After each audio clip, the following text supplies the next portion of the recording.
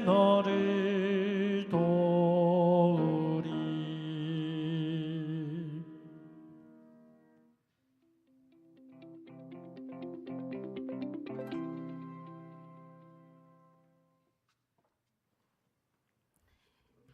네, 사랑하는 교물리교회 성도님들 안녕하세요. 행복한 안식일 저녁입니다. 제가 설교를 할 때 이제 긴장을 전혀 안 한다고 생각을 했는데 긴장을 했나 봅니다.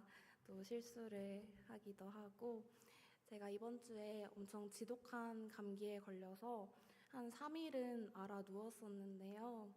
아직 다 낫지 않아서 중간에 물을 좀 많이 마시더라도 양해를 부탁드립니다. 근데 또 이 자리에 서니까 또 괜찮아진 것 같기도 합니다. 네, 저는 오늘 깨어 기도하고 지혜로 행하며 신실하게 동역하라 라는 제목으로 말씀을 나눠보려고 합니다. 먼저 본문 말씀 골로새서 4장 2절로 9절 조금 길지만 다 함께 읽어보겠습니다. 시작. 기도를 항상 힘쓰고 기도에 감사함으로 깨어 있으라. 또한 우리를 위하여 기도하되 하나님이 전도할 문을 우리에게 열어주사 그리스도의 비밀을 말하게 하시기를 구하라. 내가 이것을 인하여 매임을 당하였노라. 그리하면 내가 마땅히 할 말로써 이 비밀을 나타내리라. 외인을 향하여서는 지혜로 행하여 세월을 아끼라. 너희 말을 항상 은혜 가운데서 소금으로 고르게 함 같이 하라. 그리하면 각 사람에게 마땅히 대답할 것을 알리라. 두기고가 내 사정을 다 너희에게 알게 하리니 그는 사랑을 받는 형제요 신실한 일꾼이요 주 안에서 함께 된 종이라. 내가 너를 특별히 너희에게 보낸 것은 너희로 우리 사정을 알게 하고 너희 마음을 위로하게 하려 함이라. 신실하고 사랑을 받는 형제 오네시모를 함께 보내노니 그는 너희에게서 온 사람이라. 저희가 너희를 다 너희에게 알게 하리라. 아멘. 네, 우리가 살아가는 이 시대는 바쁘고 복잡합니다. 할 일은 많고 신앙을 지키기 위한 시간은 점점 줄어드는 것처럼 느껴집니다. 우리 신앙생활에서 가장 기본적이고 동시에 가장 쉽게 소홀해지는 것이 있는데요. 그게 바로 무엇일까요? 네, 바로 기도와 또 공동체적 동역입니다. 제가 설교를 준비하며 이런 말을 보았습니다. 오늘날 교회도 프로그램보다 기도가 능력이다. 하지만 우리는 종종 기도 모임보다 회의나 활동에 더 많은 시간을 쓴다. 초대교회가 가졌던 능력은 어디서 왔는지 오늘 우리 교회는 다시 점검해야 한다. 교회는 프로그램으로 세워지는 것이 아니라 기도로 세워진다는 말입니다. 아무리 화려한 행사가 있어도 기도가 없으면 교회는 영적으로 메말라 갑니다. 반대로 초라해 보이는 교회라도 성도들이 기도로 깨어 있다면 그 교회는 하나님의 능력이 나타나는 교회가 됩니다. 오늘 본문에서 사도 바울은 감옥에 갇힌 상황 속에서도 자신을 위해 자유를 구하지 않았습니다. 오히려 성도들에게 기도에 힘쓸 것, 세상 사람들에게 지혜롭게 행할 것, 동역자들과 함께 복음을 전할 것을 당부합니다. 이 말씀을 통해 우리도 3가지 교훈을 함께 나누고자 합니다. 첫 번째는 기도에 힘쓰는 것입니다. 인간의 몸은 호흡하지 않고는 살 수 없게 만들어져 있습니다. 숨을 참고 길게는 몇 분 동안 버틸 수 있을지 모르지만 결국 호흡이 끊기면 우리 몸은 죽게 됩니다. 우리의 몸을 살게 하는 호흡이 있듯이 우리 영혼을 살게 하는 호흡도 있습니다. 바로 기도가 우리 영혼의 호흡입니다. 기도가 끊기면 영적인 생명력도 점차 죽어갑니다. 그래서 예수님도 누가복음 18장 1절에 항상 기도하라고 말씀하셨고, 사도 바울은 데살로니가전서 5장 17절에서 쉬지 말고 기도하라고 말했습니다. 기도란 무엇일까요? 하나님과 대화하는 것입니다. 우리는 기도를 통해 하나님과 동행하며 기도를 통해 하나님의 뜻을 깨닫게 됩니다. 기도는 하나님의 힘을 공급받는 길이기에 기도하지 않는 자는 그의 영적 생명력을 잃고 영혼이 쇠약해지고 맙니다. 그래서 오늘 본문의 사도 바울은 기도로 깨어있으라고 말했습니다. 2절을 보겠습니다. 기도를 항상 힘쓰고 기도에 감사함으로 깨어있으라. 여기서 힘쓰라는 말은 헬라어로 프로스카르테레오라는 단어인데 지속하다, 초지일관 계속하다, 인내하다라는 뜻입니다. 즉 기도는 단발성이 아니라 끈질기게 지속해야 한다는 것입니다. 기도는 하루 한 번 형식적으로 드리는 것이 아닌 삶의 모든 순간에 연결되는 영적인 호흡입니다. 우리는 하루 중 짧은 순간이라도 끊임없이 기도하는 습관을 가지는 것이 중요합니다. 제 친구는 산책하면서 하나님께 막 수다를 떤다고 얘기를 해주었는데 그 방법이 너무 좋은 방법이라는 생각이 들었어요. 출근길이나 밥 먹을 때 또 자기 전에 마음속으로 주님께 이야기하며 기도하는 그런 습관이 우리 모두에게 있었으면 좋겠습니다. 사도행전 1장 14절에서는 그들이 마음을 같이하여 오로지 기도에 힘쓰니라 라고 기록되어 있습니다. 초대교회가 세상 속에서 능력을 발휘할 수 있었던 이유는 어떤 특별한 프로그램이나 전략이 아니라 바로 이 끊임없는 기도에 전념했던 믿음의 태도 때문이었습니다. 그러나 여기서 한 가지 더 중요한 요소가 있습니다.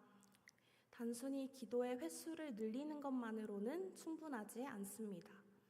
바울은 다음으로 깨어 기도하라고 말합니다. 여기서 깨어라는 말은 단순히 졸지 않는다는 의미를 넘어 영적으로 분별력 있게 주의 깊게 서 있으라는 뜻입니다.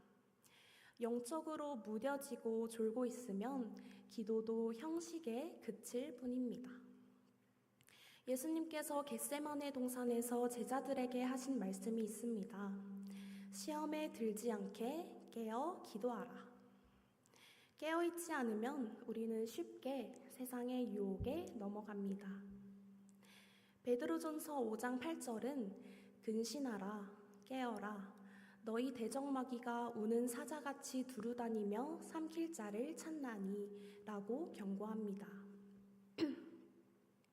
이 말씀은 단순한 위협이 아니라 실제 영적 현실을 말합니다. 마귀는 우리가 게으르거나 또 마음이 해이해질 때를 틈타 공격을 합니다. 그래서 바울은 기도를 말할 때 늘 깨어있음을 강조하는 것입니다. 현대인의 삶을 돌아보면 영적으로 잠들게 하는 요소가 얼마나 많은지 모릅니다.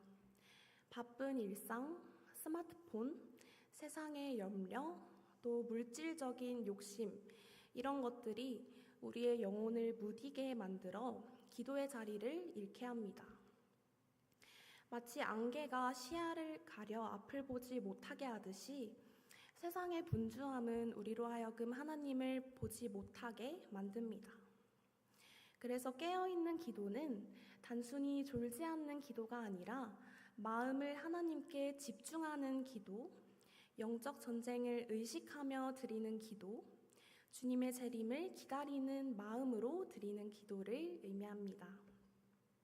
깨어 기도하는 성도는 환경에 흔들리지 않고 하나님의 뜻을 분별하며 마귀의 공격을 이길 힘을 공급받습니다.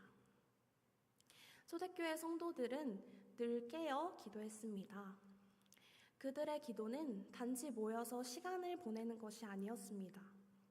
성령께서 언제 임하실지, 주님께서 어떻게 역사하실지를 기대하는 긴장된 기다림의 기도였습니다. 이런 깨어있는 기도가 있었기에 교회는 핍박 속에서도 무너지지 않고 더욱 강해질 수 있었습니다. 오늘 우리도 마찬가지입니다. 깨어있지 않으면 신앙은 무너지고 깨어 기도한다면 신앙은 굳건히 세워집니다. 스마트폰, 바쁜 일정, 물질적인 욕심이 우리를 영적으로 무디게 할 때가 정말 많지만 하루 5분이라도 모든 것을 내려놓고 조용히 하나님께 마음을 집중하는 시간을 가지면 정말 좋을 것 같습니다. 그것이 우리가 깨어 기도하는 첫걸음입니다. 다음으로 바울은 감사함으로 기도하라고 말합니다. 감사 없는 기도는 쉽게 불평과 원망으로 흘러갈 수 있습니다. 우리가 기도하면서 왜 내 삶은 이렇게 힘들까? 왜 이렇게 응답이 늦을까? 하는 생각에 사로잡히면 기도는 하나님의 은혜를 바라보는 자리에서 오히려 불만을 쏟아내는 자리로 변질될 수 있습니다. 그러나 감사로 드리는 기도는 다릅니다. 감사의 기도는 하나님을 높이며 동시에 우리의 마음을 새롭게 변화시킵니다. 데살로니가전서 5장 16절로 18절에서 바울은 이렇게 권면합니다. 항상 기뻐하라. 쉬지 말고 기도하라. 범사에 감사하라. 이것이 그리스도 예수 안에서 너희를 향하신 하나님의 뜻이니라. 여기서 항상, 쉬지 말고, 범사에 라는 단어가 강조하는 것은 기쁨과 기도가 감사가 특정 상황이나 기분에 따라 제한되는 것이 아니라 그리스도인의 삶 전체를 관통하는 기본 태도라는 것입니다. 특별히 감사는 단순한 예의가 아니라 하나님의 뜻 그 자체라고 말씀하십니다. 저는 하나님을 믿고 감사한 일이 더 많아진 것 같은데요. 우리 그리스도인들이 모든 상황에서 감사할 수 있는 이유는 무엇일까요? 상황 자체가 좋아서일까요? 네, 아닙니다. 하나님이 모든 상황을 주관하시고 결국 선하게 이끄신다는 믿음이 있기 때문입니다. 로마서 8장 28절은 이렇게 말합니다. 하나님을 사랑하는 자, 곧 그의 뜻대로 부르심을 입은 자들에게는 모든 것이 합력하여 선을 이루느니라. 우리가 이 믿음을 가질 때 고난 속에서도 감사할 수 있고 눈물 속에서도 기도할 수 있습니다. 감사는 현실을 외면하는 낙관이 아니라 믿음으로 현실을 새롭게 바라보는 시각입니다. 다니엘은 포로로 잡혀간 바벨론 땅에서 하루 3번씩 감사의 기도를 멈추지 않았습니다. 그의 삶의 환경은 감사할 이유가 전혀 없는 것처럼 보였습니다. 그러나 감사로 드린 그의 기도는 사자굴 속에서도 하나님의 능력을 경험하게 했습니다. 이처럼 감사의 기도는 우리의 마음을 바꿉니다. 문제의 크기를 바라보던 시선을 문제보다 크신 하나님께로 돌려놓습니다. 원망과 두려움에 짓눌렸던 마음을 자유롭게 하고 오히려 소망과 평안을 누리게 합니다. 삶의 문제와 어려움이 있을 때 우리는 2가지 선택을 할 수 있습니다. 원망 또는 감사입니다. 원망은 마음을 더 무겁게 하지만 감사는 하나님이 일하실 길을 엽니다. 감사로 기도하는 사람은 문제 속에서도 하나님의 손길을 발견하게 합니다. 원망이 아닌 감사를 선택하는 저와 여러분이 되었으면 좋겠습니다.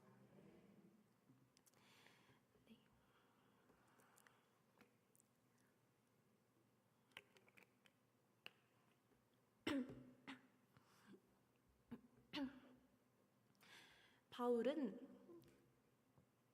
기도의 중요성을 강조하면서 이어서 성도들에게 특별한 기도의 제목을 부탁합니다. 또한 우리를 위하여 기도하되 하나님이 전도할 문을 우리에게 열어주사 그리스도의 비밀을 말하게 하시기를 구하라. 내가 이것을 인하여 매임을 당하였노라. 여기서 우리는 바울의 마음을 깊이 느낄 수 있습니다. 그는 감옥에 갇혀 있는 상황이었습니다. 인간적으로 본다면 자신의 석방이나 안전을 위해 기도해 달라고 부탁하는 것이 자연스러울 것입니다. 그러나 바울은 그렇게 하지 않았습니다. 그는 전도의 문이 열리도록 기도해 달라고 요청했습니다. 바울은 전도의 문을 자신이 열 수 있다고 생각하지 않았습니다.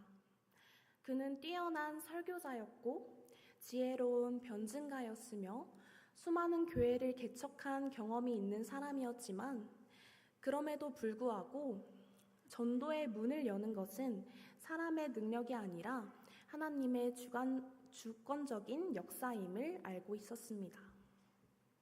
사도행전 16장에서 바울이 빌립보에 갔을 때를 기억해보면 그곳에서 루디아라는 여인이 말씀을 듣고 마음을 열었는데 성경은 주께서 그 마음을 열어 바울의 말을 따르게 하셨다라고 기록합니다. 전도의 문은 인간의 열심이 아니라 하나님께서 열어주실 때만 열리는 것입니다. 그래서 오늘날 우리도 전도의 문을 여시는 하나님께 기도해야 합니다. 우리의 가족, 이웃, 직장 동료의 마음도 하나님의 손길 없이는 열리지 않습니다. 전도의 열매는 인간의 설득이 아니라 성령의 감동으로 맺어지는 것입니다. 또한 바울은 자신이 전해야 할 것이 그리스도의 비밀이라고 말합니다. 여기서 비밀은 단순히 감춰진 신비가 아니라 이전에는 감춰졌지만 이제는 예수 그리스도를 통해 드러난 하나님의 구원의 계획을 의미합니다. 이 비밀은 모든 인류를 구원하시려는 하나님의 놀라운 복음입니다. 바울은 이 복음을 전하다가 사람들의 박해와 오해로 인해 감옥에 갇혔지만 그럼에도 불구하고 그는 여전히 내가 마땅히 할 말로써 이 비밀을 나타내리라고 고백합니다. 바울에게 중요한 것은 환경이 아니라 사명이었습니다. 감옥이 그를 가둘 수 있었지만 복음을 가둘 수는 없었습니다. 쇠사슬은 그의 손과 발을 묶었지만 그의 입술에서 나오는 복음의 증거는 결코 막을 수 없었습니다. 이 말씀은 오늘 우리에게도 중요한 도전을 줍니다. 우리는 기도할 때 종종 우리의 필요와 형편에 집중을 하곤 합니다. 건강, 물질, 자녀, 직장 등 우리 삶의 문제를 하나님께 아뢰는 것은 필요하지만 바울은 우리에게 더 넓고 중요한 기도의 방향성을 알려줍니다. 바로 복음을 위해 기도하는 것입니다.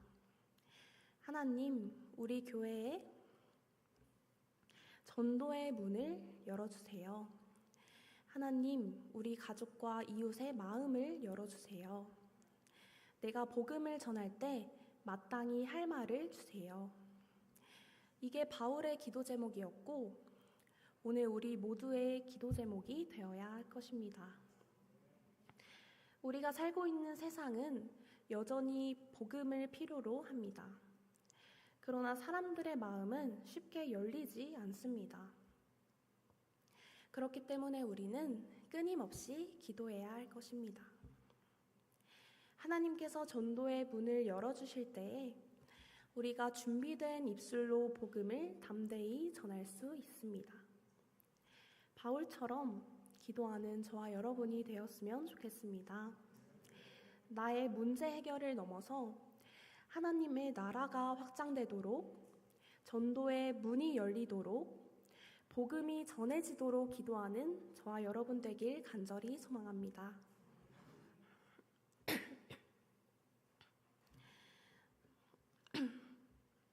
바울은 기도와 복음 전파의 요청을 말한 후에 이제 교회의 외부 사람들, 곧 믿지 않는 자들을 어떻게 대해야 하는지에 대해 권면합니다. 5절입니다.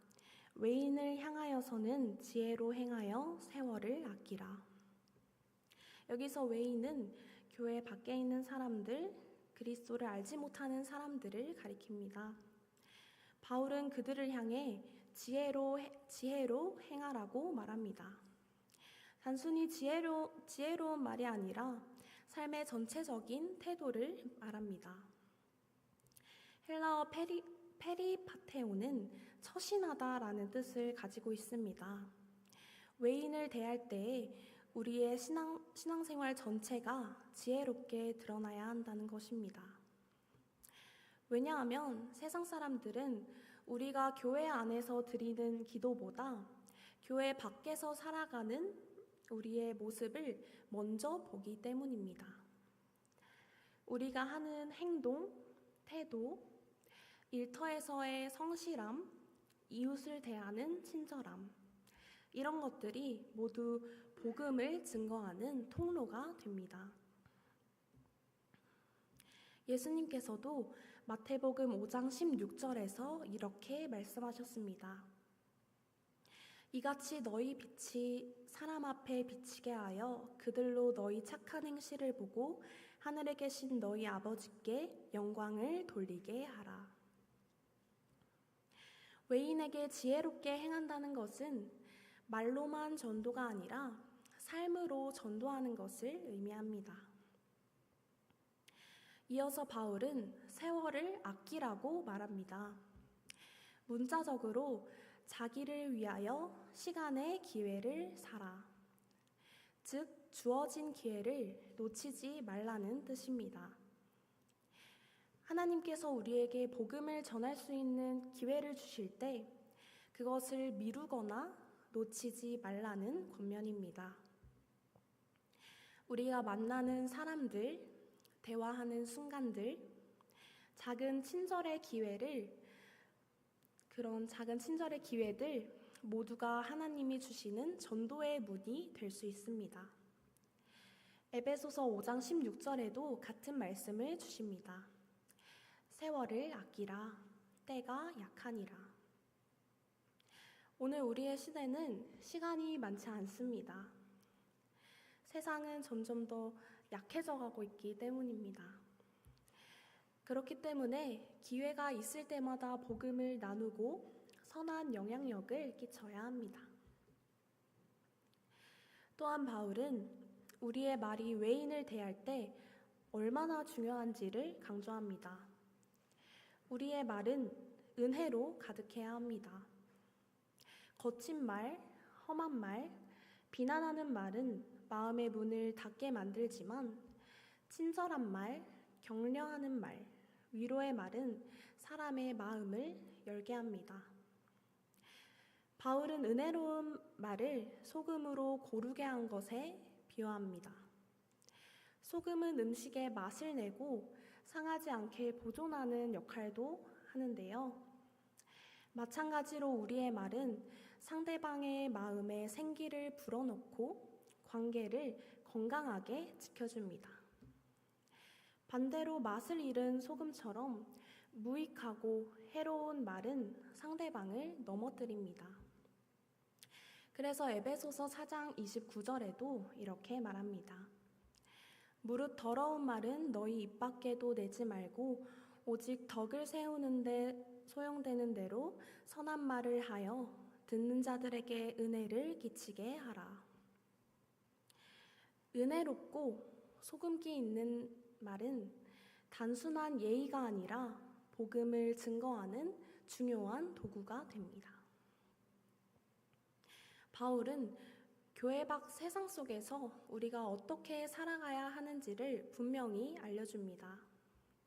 지혜롭게 행하고 세월을 아끼며 은혜로운 말로 대답하는 삶입니다. 다시 말해, 우리의 삶과 말이 곧 복음의 편지가 되어야 한다는 것입니다. 앞서 말했듯이 사람들은 우리가 교회 안에서 드리는 긴 기도나 깊은 말씀보다 일상 속에서 보이는 우리의 작은 태도를 봅니다. 우리가 일터에서 정직하게 일하는 모습, 가족을 향한 사랑스러운 태도, 이웃을 향한 작은 친절, 그리고 은혜로운 말 한마디가 곧 복음이 되어 전해집니다. 세상은 성경을 읽기 전에 성도들을 먼저 읽습니다. 그렇기에 우리는 날마다 세월을 아끼라는 말씀을 붙잡고 주께서 주신 기회를 놓치지 말아야 합니다. 우리의 말이 소금처럼 은혜로우면 관계는 새롭게 살아나고 복음의 문은 활짝 열리게 될 것입니다. 오늘 우리가 이 말씀을 마음에 새기고 오늘부터라도 작은 것 하나를 실천해 보기를 원합니다. 가정에서 따뜻한 격려를 건네고 직장에서 성실하게 일하며 이웃에게 작은 친절을 나누면 정말 좋을 것 같습니다. 그렇게 우리의 삶과 말이 그리스도의 향기가 될 때 우리는 복음을 말로만이 아니라 삶으로 증거하게 될 것입니다. 그리고 하나님께서는 우리의 이 작은 순종을 통해 교회 밖 세상 속에서도 구원의 열매를 맺게 하실 줄을 믿습니다. 마지막으로 바울은 이 말씀 속에서 두 사람을 소개합니다. 성경을 읽다 보면 인물이 정말 많이 나와서 이런 이름들은 금세 지나쳐 버리기 쉽지만 바울은 결코 이름을 허투루 기록하지 않았습니다. 이 두 사람을 통해서 교회 공동체가 어떻게 세워지는지, 또 신실한 성도가 교회 안에서 어떤 역할을 감당해야 하는지를 깊이 보여주고 있습니다. 먼저 바울은 두기고를 사랑받는 형제라고 소개합니다. 사랑받는다는 것은 단순히 인간관계에서 호감을 얻었다는 뜻이 아닙니다. 신약 성경에서 형제라는 표현은 신앙 공동체 안에서의 새 가족 관계를 뜻하기도 합니다.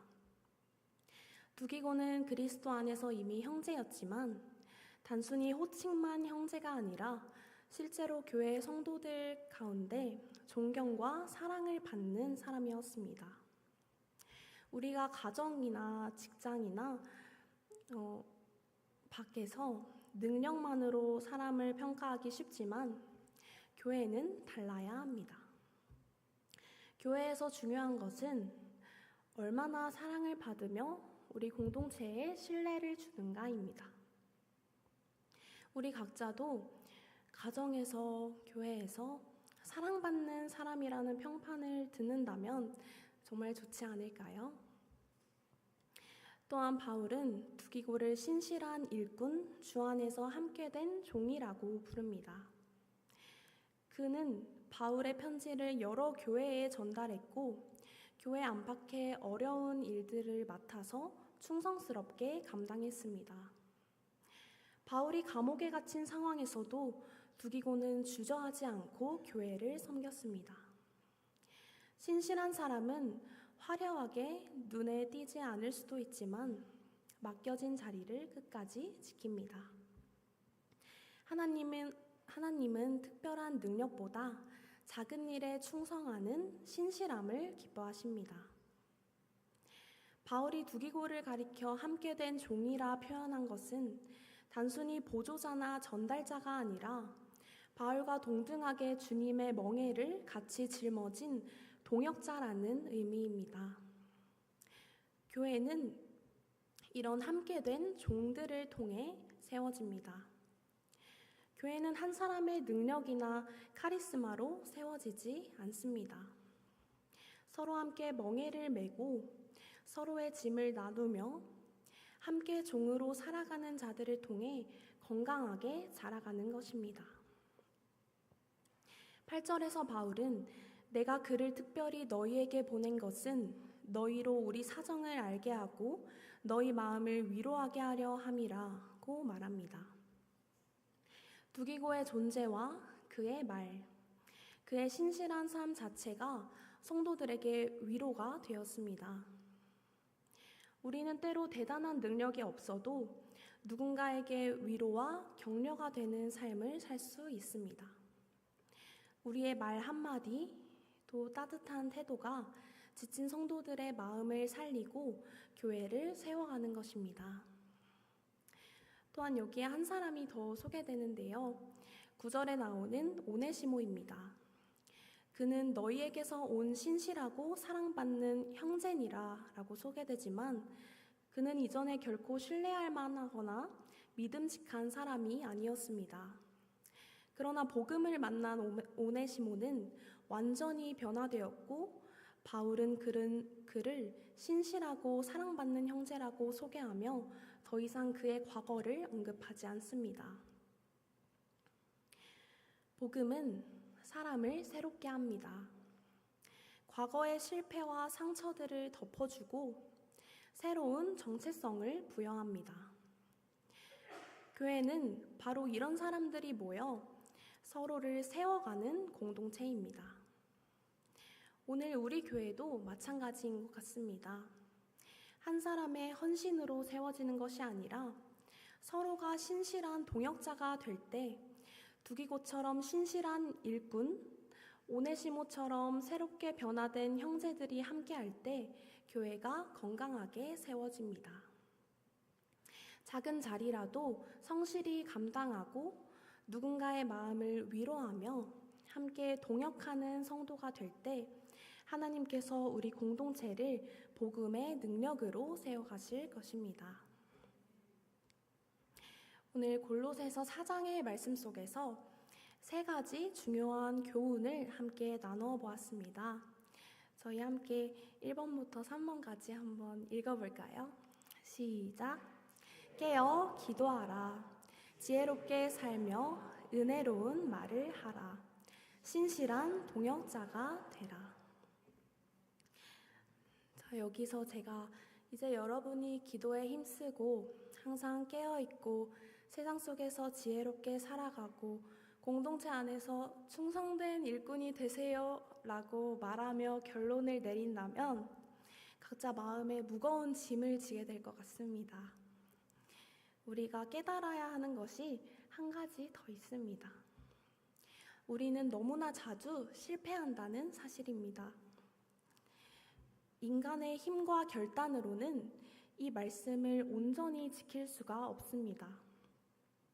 금세 기도를 잊어버리고 날카로운 말, 불평의 말로 상처를 주기도 하고 자기중심적이고 게으른 모습으로 공동체 생활을 할 때도 있습니다.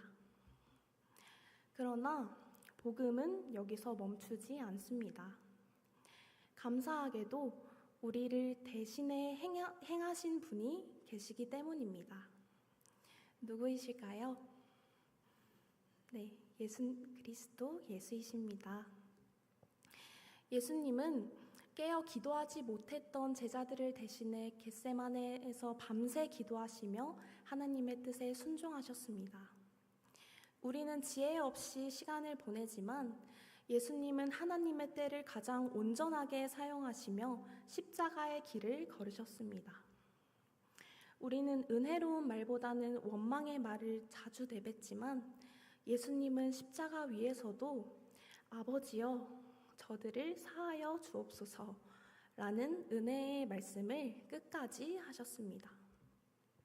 또 예수님은 나는 너희와 함께 있겠다고 약속하시며 가장 충성된 동역자가 되어주십니다.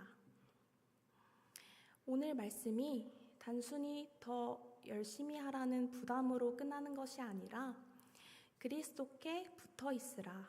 그분이 이미 행하셨다.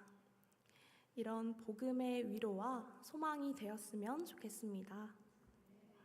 우리가 주님께 가까이 나아갈 때 성령께서 우리 안에 기도의 힘을 주시고 세상 속에 지혜를 주시며 교회 안에서 신실한 동역자가 되도록 빚어주실 것입니다.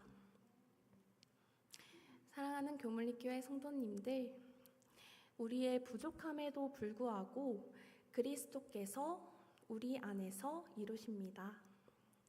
이 믿음으로 기도하며 지혜롭게 살아가며 서로를 세워가는 저희 모두가 되기를 간절히 바라며 오늘 말씀 마치겠습니다.